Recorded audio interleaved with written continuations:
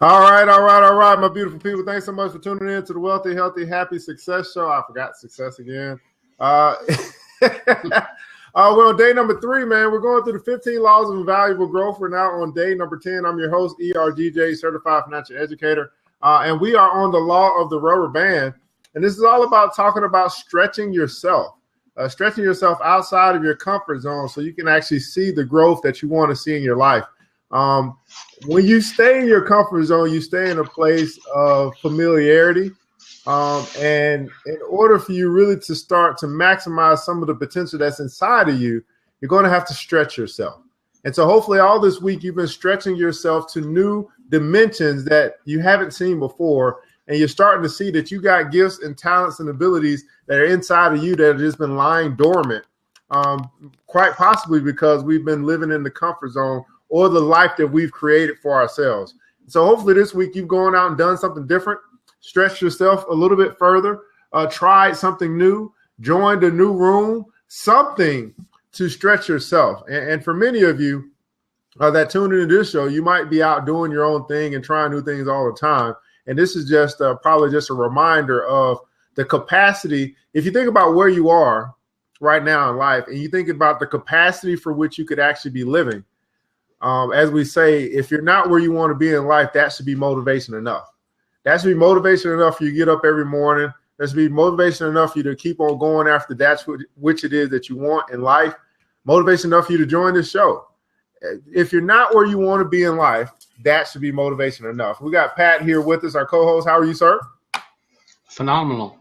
Absolutely phenomenal, man. So hopefully you guys are doing well, and you are. This show is all about daring you to grow, and that's why we get together each and every morning to start our days off right. And for some, it may be a different time zone. It doesn't matter. We're here at this particular time each and every day to connect with like-minded people that will challenge us to be our best self. And so hopefully that's what you're getting from this as well. So, hey, Laura, how are you? Thanks so much for joining. Veda's in the building. How are you? Thanks so much for joining. Daniel Roberts, haven't met you before, but thank you so much for being here today. And hopefully you'll get a lot out today. So we've been going through the law of the rubber band.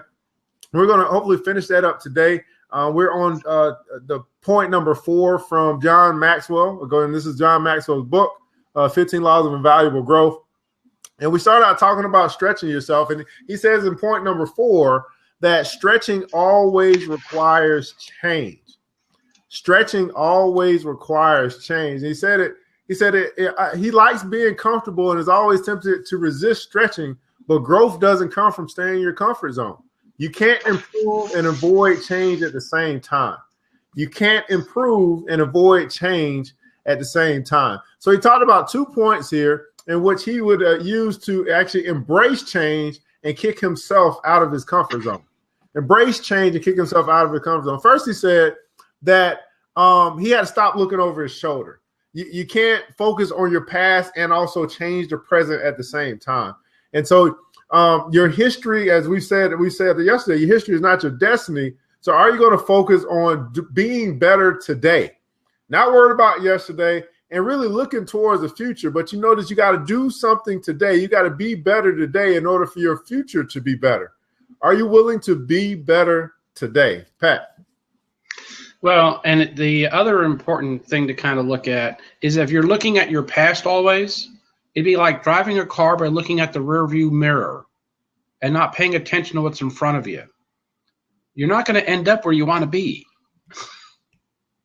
Absolutely. You know, I don't think anybody is driving in the rearview mirror, even when you're going backwards. You're pretty much looking back, too. So, I mean, you're going to hit what you aim at. And if you aim at nothing, you're going to hit it. Absolutely. And so the second point that John made here is that he would work to develop his reach muscle. And so basically, in other words, you want to be kind of innovative in your approach to life. He says monotony is often reward of being careful. If you want to grow and change, you must take risks. And in the clip we just watched, guys, he talks about that these different things that people call risky in life. And he said that, you know, if you think investing is risky, for example, then try not investing.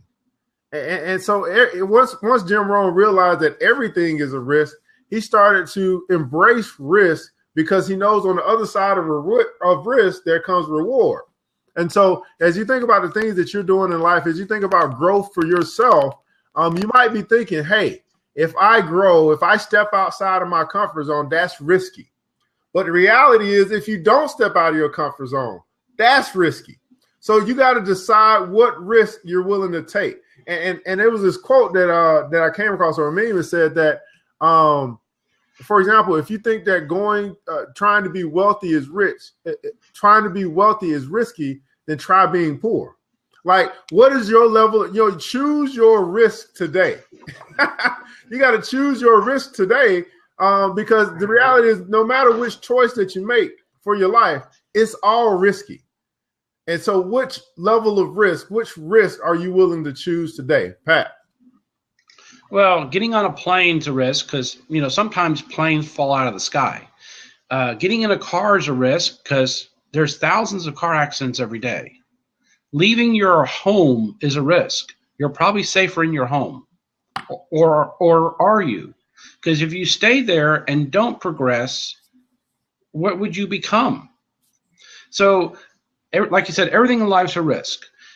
Owning a boat is a risk. Letting it sit in the water and not being used, it deteriorates faster than using it. It will rot out faster than it'll wear out. Besides, that's what boats are made for, to go use them. So if you're just letting what you have sit and rot, it's going to wear out, it's going to corrode and die faster than you could ever wear it out. And that's an interesting point that you make, Pat, because as I think about life, life is all about motion. Those things that just sit and don't move end up dying faster than the things that actually move. So if we take that same principle and we think about our dreams, our goals, and desires, how many of us are just placing our dreams or placing our goals in some space or some spot in our mind, and we're not actually having them move? They're not active. When I think about like for example, some of the groups on Facebook that I'm a part of, some of them are just dead. There's no motion. There's nothing going on. There's no interaction. There's no social environment there. And I'm like, this is a dead group. But then I see other groups that there's back and forth. There's some communication. There's discussions. I'm like, okay, this is an alive group. This is a group that's active. So what I want to ask you guys today is your dream dead or alive? Is your dream dead or alive? Too many people have dead dreams only because they refuse to put their dreams into motion. Is your dream dead or alive? Pat. Yeah, and you can have the seed, but if you don't plant the seed, it doesn't grow into anything. So the fact that you have the seed, that you have this dream that you're going to do someday, but you're holding that seed and you refuse to plant it, it's not going to grow. The seed needs an action on your part. And the action on your part is to plant it and to water it and to maintain it. But if you're just holding it and keeping it in the glass jar somewhere, why? It doesn't do any. There's no point of having the goal and the dream unless you're going to plant it, unless you're going to make it happen. Why are you frustrating yourself? Go out and do it. Are you afraid of failing? Go out and fail. You'll learn so much from doing failure. It's amazing. It is amazing how much you learn as you're going through the process towards your success, and you become better for it. You become more proficient. You become more effective, all from the little mistakes that you make along the way. Only because you just didn't know, but you knew. You learned by doing. Not everyone does it. I don't know anyone who doesn't learn by doing. There's other ways to learn, but it's something about actually doing that you learn so much more because you're actually applying and learning at the same time. You might be reading something and applying it right then and there because you got to get something done. You might be doing a how-to video or something. You're doing it right then and there because you need to do this right now.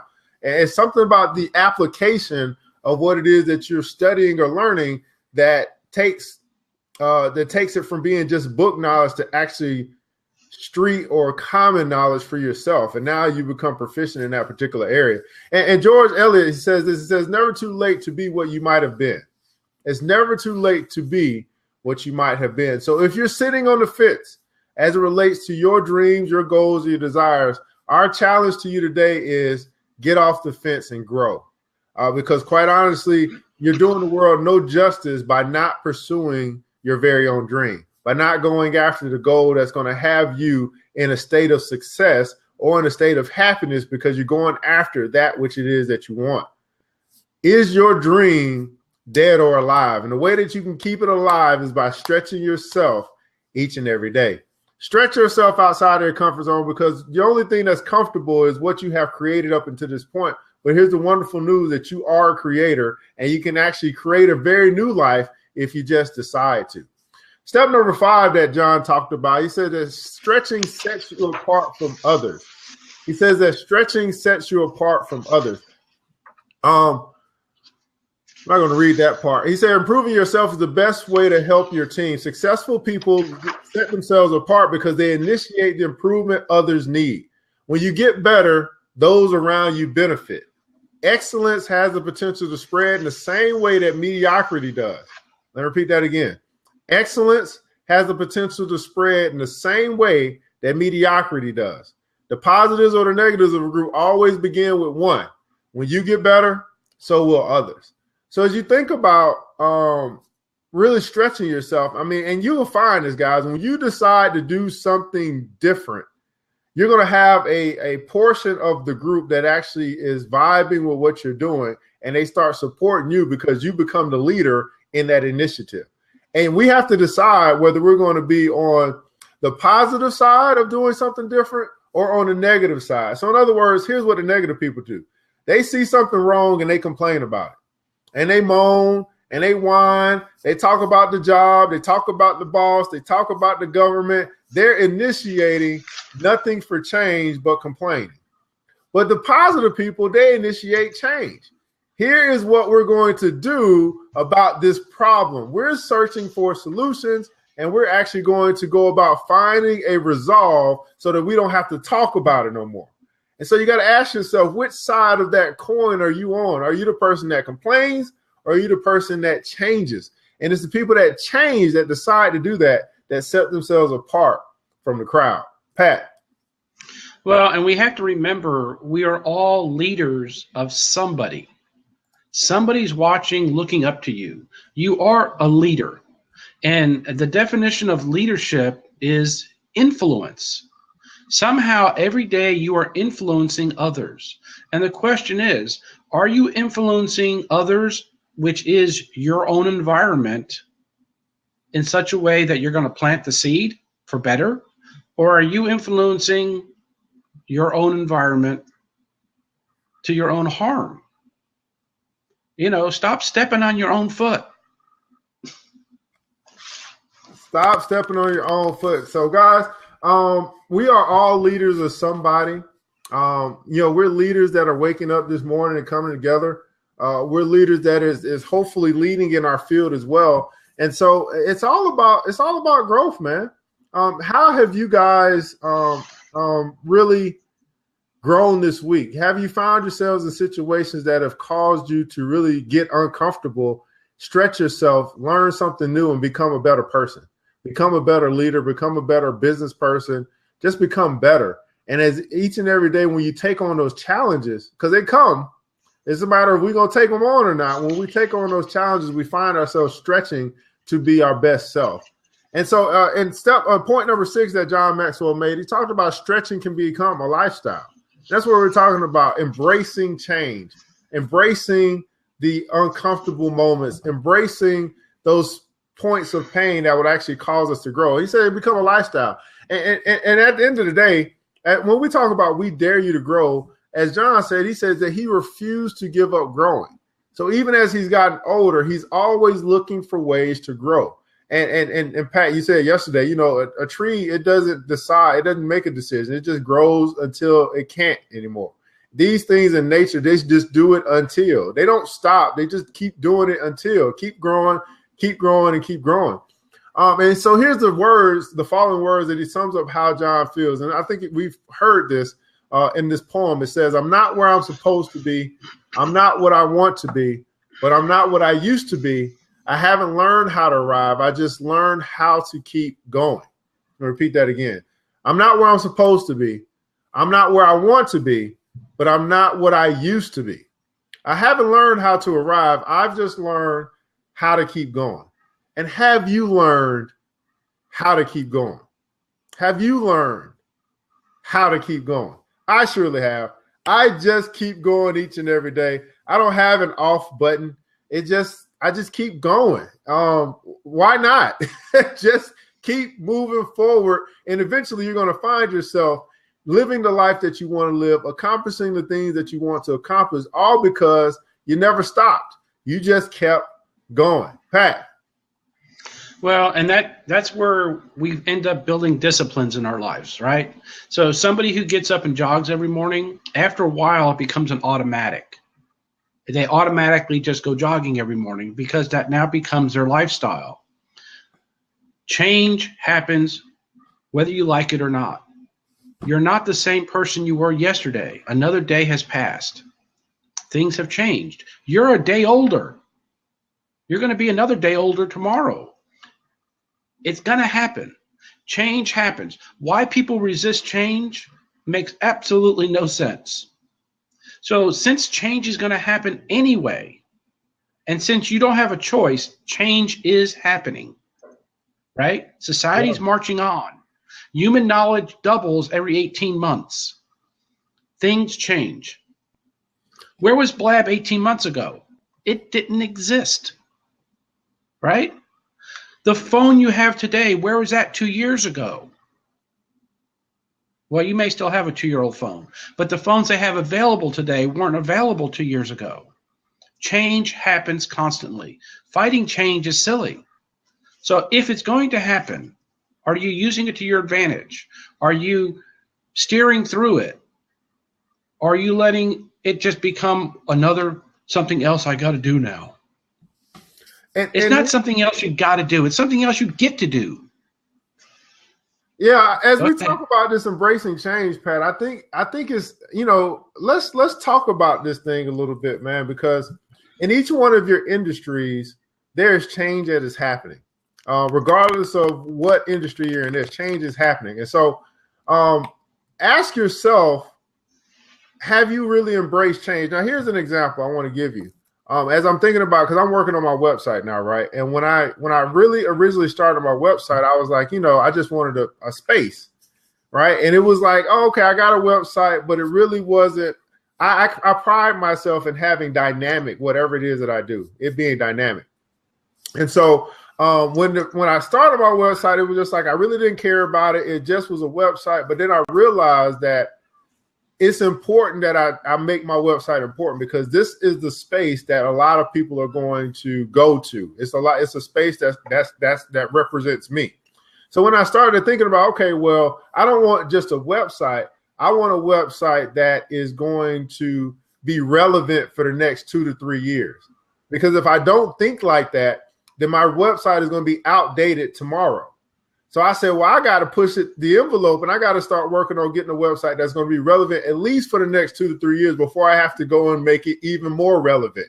Why? Because change is happening with design. Change is happening with ability. Like websites now are mostly being accessed via the mobile phone. So I can't have a website that's not mobile friendly. And that's what the problem was. I had a website you can see on PC. When you go on the mobile phone, it looked like crap. I was like, that ain't going to work.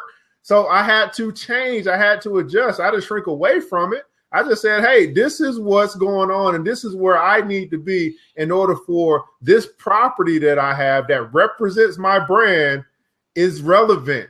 For not only now, but I got to think 3 years from now, 5 years from now, where is the industry going? Even though that's not my industry. But I have to accept the fact that technology is steadily evolving, and I can't just be behind just because I don't want to change. Because even if I don't want to change, it's changing. So what am I going to do? Hey, Nelson, how are you, sir? I'm great. Good morning. Good morning. Thanks for joining. No problem. Always a pleasure to be with you guys in the morning. Talking about change. Look what happened to the former co-CEOs of RIM, BlackBerry.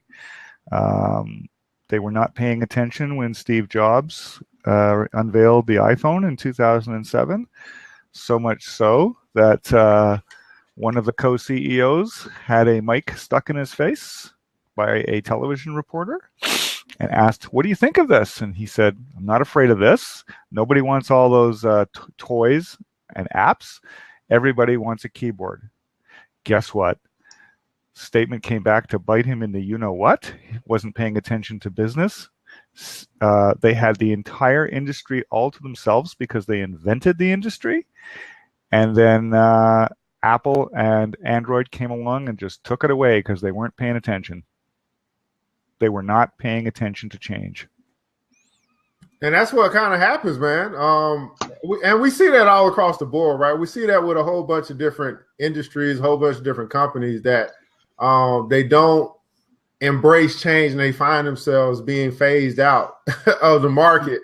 These guys invented it. Yeah, they had the whole thing to themselves, and just because they were stubborn, they were overtaken. But that's very common, sadly, in society. People don't realize the gifts and the what they have. It's like the quartz watch, the digital quartz watch. Who invented that? I mean, you get it out of Asia, right, for nothing nowadays, right? When they first came out, the digital display watches, they were $300. Yeah. I remember the quartz, the digital display, there were red letters and all that. And they came out of Asia. But who invented the quartz watch? Yeah, I remember my father had one. A client of his gave it to him as a gift, and he was one of the ones walking around with this digital display on his arm, and everybody thought, "Wow, where'd you get that? It's pretty cool." Where'd you get that? Now they're $1 out of Japan, right? Yeah, or exactly. Out of China. But who invented the quartz watch? I couldn't tell you. The watchmakers did out of Switzerland. The Swiss made the watch. That's and right, they said, who would want, we don't want this, because they like the mechanical. So they sold it off. How many watches today are mechanical compared to how many are digital? Yeah. And how many people these days wear watches anymore, except maybe you and me who are a little older and old school? Everybody gets the time. Okay, I wear one. Everybody gets the time on their phones these days. Yeah. So everything went digital. And the Swiss didn't see that coming. They thought everyone would want a physical mechanical watch. And, the industry changed. They invented the next craze of the watch, didn't know what they had, and gave it away. So when you talk about change, I'm just looking for something here. I can't seem to find it. For years and years and years, I loved having a book day timer to schedule all my appointments. This year, when January 1 rolled around, I decided not to get one. I decided to go totally electronic. Decided to use Google calendars to put everything in there, and because it'll show up on my smartphone, and it's really, really been amazing. So I did that change. I was actually telling somebody about it the other day on the phone who said, "Oh, I got to take a look at my timer." I said, you carry around a paper timer? Yeah, I've got one at the office. I said, why don't you just go digital? Oh, it doesn't work for me. I don't even use a smartphone. I use a flip phone. What can I say? Hey. Some people don't adopt a change fast enough. No. We actually. I still have a regular planner, so I actually like to write it down. Yeah. Well, I did too, Evan, but I decided to make a change. Yeah, absolutely. We actually dispatched a service company totally on Google Calendar. And that way, all the different techs, no matter where they are, can pick up their phone and see what the next call is.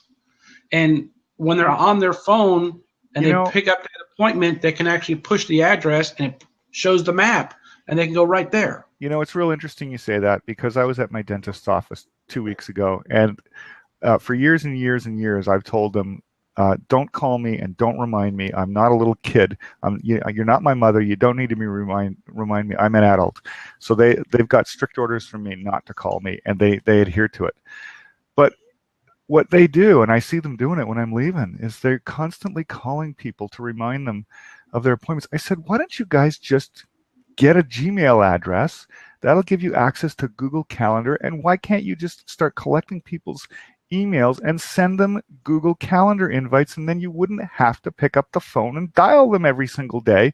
You would alleviate time and energy, and and it would you wouldn't have to call them. You would just it would be in there, and it would automatically go out. Oh, we don't know how to do that. Actually, they'd be better off doing texting, but that's okay. Okay, it's like that would because everyone lives on their phone now. Yeah, I think it would have made a lot of sense for them to go, well, not everybody has a smartphone. Some of our older patients. So I said, for the ones that you've got exceptions to, you make a list. But for everybody else, send them a Gmail calendar invite, and you won't have to. And most of the time, when you're dialing them anyways, you're not reaching them. You're leaving a voicemail. So yeah, man. My friend, I got a friend in New York who I've told you about. If you dial his cell number, he's got strict instructions. He thinks that voicemails are absolutely evil. If you leave one, he will not answer it. He said there are much better ways to get a hold of me. Email me, text me, do this. I'm on all the socials. Get a hold of me that way. Do not leave me a voicemail, or I will not return it. So that's interesting. Well, just being accessible, having all the different ways for people to get in contact with you. I asked this question the other day to my group. I asked them, what's the best way to communicate with you? And for some, it's interesting how everyone, their best way of communication is different. And so I think it's important to understand. I'm curious, what were some of the answers, Evan? Well, we can do that same thing here. So if I were to ask everyone that's here, we got 8 people that are watching right now, including the host. What is your best form of communication? In other words, what's the best way in which you would like people to get in contact with you, or if you would like to communicate with other people? Now, it's interesting. I'll wait on you guys to answer in the chat below, but it's that too has changed, Nelson. I think, we moved from the area of people saying, hey, phone is the best way to get in contact with me. Not anymore. And then it used to be email. So what's the best way for people to communicate with you? In other words, when someone reaches out to you this way, this is the most proficient way for them to get a response. I can tell you. For me, it doesn't matter because I've got voicemail to email. So if somebody leaves me a voicemail, it automatically turns into an email, and it'll find me on my phone. So I don't care whether it's a phone call, email, or text. All of the above is good for me. That's my answer. Well, you're saying basically that email is the best way, because if you don't answer your phone, you're saying it goes to your email. So email is the best way to get it. It does. So then it's it follows me, because if I'm out and a call comes into my office, I've got it set up, voicemail to email. So it'll tell me I can pick up that message as an attachment to an email and listen to it, listen to the MP3 and return the call if I choose to, or if someone wants to send me a text. It doesn't matter. All of the above works for me. I'll do it all. I don't care. What about you, Pat? Well, statistically, texts are read, and over 50% of emails never even opened. So 90-something% of text are opened within a minute. Texts are way faster. Yeah, I totally agree. And the other problem is I get literally hundreds of emails a day that I trash automatically, and I don't read. There's no way I can read them all, right? So statistically, I'm going to say text is the best thing to do. In my specific case, the best way to get a message to me is to give it to my wife, because I ignore so much of the other stuff. I don't ignore her, okay? If you give it to my wife and she decides that I need to know it, I'll know it. What about you, Evan? The best way to get in contact with me right now is Facebook chat. You could call me, but I might not pick up. You could text me and I might not respond, but for some reason I'll respond if you hit me on Facebook. I don't know what happened, but that is the best way to get in contact with me at this point. If you really want my response, you go hit me up on Facebook. So, so social media has become very, very important to me, and I respond. I guess because I do a lot of business on Facebook, so that becomes high priority for me. But I get back to everything else. So we have. But you read the text, huh? But you read the text, even if you don't respond to it. Yeah, but if I'm not, that's what I'm saying. I'm talking about communication. Communication means that you're going to respond. So if I'm not responding to text, then to me, it's not my best form of communication. I don't let them Facebook. Go ahead. Yeah, but the majority of communication is actually designed as one way. Like if a dentist is telling you have an appointment next Tuesday, you don't need to respond. You just need the information. Well, my response would be putting that thing down in my calendar. There you go. Well, hopefully. Google Calendars, like I said. Yeah, it calls me to do something. So Veda said phone and text for her. Anthony said call, text, email, and Facebook for him. I don't know. We got any other answers? What's the best form of communication for you at this point in time of your life? You can always find me Monday through Friday here between 6 and 7 Central. Yeah. Between 6 and 6:30. And so I'm gonna add Blab. Yeah, Blab. Yeah, Blab. Yeah, Blab is another way. So the reason why we're bringing this up, guys, because we're talking about change and stretching. And so if you think about the people in life who have decided not to embrace these new forms of technology, have decided not to embrace the way in which the world is going, you got to wonder, man, how are they actually staying connected in a connected world now? So, that's the reason why I came up, because I was wondering, because sometimes we'll expect other people to communicate the same way that we communicate. Like, okay, it's best for me to communicate this way. So if you're not going to communicate my way, then we're not going to have a conversation, but we're not really taking into account, well, what's the best way for them to communicate? So if somebody was to send me an email, it's not my best form of communication. It'll be very difficult for you to get a response from me on email. But if you know that, then you know you're not going to send me an email. It just makes sense if you know that. So people literally have to text me and be like, hey, I just sent you an email in order for me to respond to the email. That's it, because email is not what's up for me. It may be what's up for you, right, but it's not what's up for me. So we need to know how other people communicate, especially if we're in business, so we can make sure that we reach them the way in which they want to be reached. Go ahead, Nelson. I was just going to say, remember when fax machines came out? Yeah. Even, you know what? Even printers, man. I don't even print stuff anymore. You want to know something about fax machines? Is doctors still use them? They will I know. I'll be like, they won't send you an email. We can't do that. I said, get in the 21st century. This is, it's ridiculous. I gotta fax something. I'm not. Come on, man. Like, really? Like my apartment said the same thing. Oh, they need to fax over your renter's insurance. I got my renter's insurance right here. What are you talking about? It's crazy. Well, now wait a second. I want to go back here for a second. What were you saying about printers? I don't use my printer. I have one, but I never use. I don't print anything. Like it's almost pointless for me to have a printer now. I don't know why. I don't have any use to print anything out. I don't know.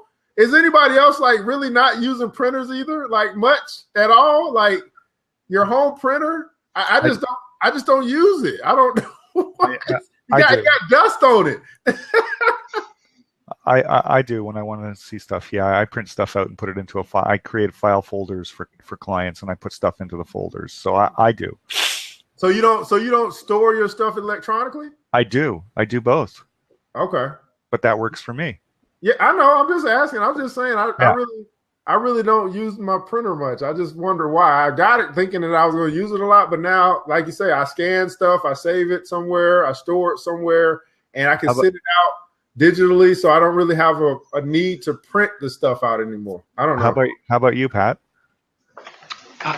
Well, if it's something I'm going to read, I prefer to print it on paper and read on paper. There's something about actually holding the book. There's something about actually having the paper. I do store a lot digitally, just to have access to it later. But I don't like reading on the electronic media. I like reading on paper. However, a lot of stuff I'm getting nowadays are actually video, because a lot of the training And courses now are actually becoming video courses because, as we've all learned, people don't read anymore. You know, and that's part of the reason I think Blab's done so well, because it's live video. People will watch a video. They won't pick up a book. Well, no, they'll pick up a book and use it as a doorstop. I was telling somebody about Blab yesterday. They couldn't believe the concept. Yeah. Yeah. Yeah, they were amazed by it. Oh, really? You can do that? Wow. Yeah, it's 2016, guys. We got a lot of stuff going on. Books are awesome, man. Yeah, books are awesome. But, you know, the problem is how many people don't read books. It's you know, I'm amazed that all this knowledge we have in this world today, and no one reads the book. I go back to that. I think I told you guys about this before. I go back to that Star Trek original series episode called Court Martial. Yeah. Samuel T. Cogley. Books. The law is in the books, Kirk. The books. Oh, we got some Trekkies. Yeah. We got some Trekkies here. So here's the deal, guys, man. We're going through the 15 Laws of Invaluable Growth, which happens to be a book. It's the 15 Laws of Invaluable Growth, and we're on law number 10, which is, what is this law? The law of something. The law of the rubber band. Only basically we're talking about you stretching yourself outside of your comfort zone. And so just to recap the 6 points that John Maxwell was making, he said, number one, that few people want to stretch. Number two, that settling for the status quo ultimately leads to dissatisfaction. Number three, stretching always starts from the inside out. You must stretch from the inside in order to see the outside growth. Number four, that stretching always requires change. In other words, we're embracing change. We're embracing evolution. We're embracing adapting to the new world. Point number five, he said, with stretching sets you apart from others, you will stand out if you decide to stretch.